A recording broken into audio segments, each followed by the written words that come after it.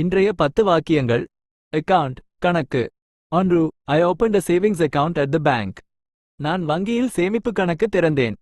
2. He gave an account of what happened at the meeting.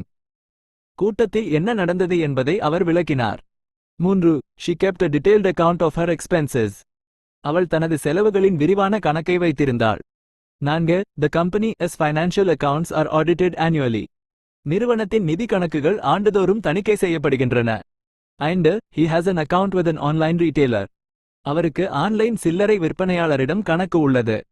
6. She set up a new email account. அவள் ஒரு புதிய மின்னஞ்சல் கணக்கை அமைத்தாள்.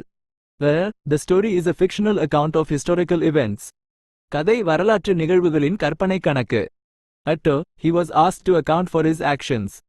அவரது செயல்களுக்கு விளக்கம் அளிக்க கோரப்பட்டது. 9. The website requires you to create an account. இணையதளம் உங்களை ஒரு கணக்கை உருவாக்க வேண்டும். 10. She deposited money into her account. அவள் தனது கணக்கில் பணம் டெபாசிட் செய்தாள்.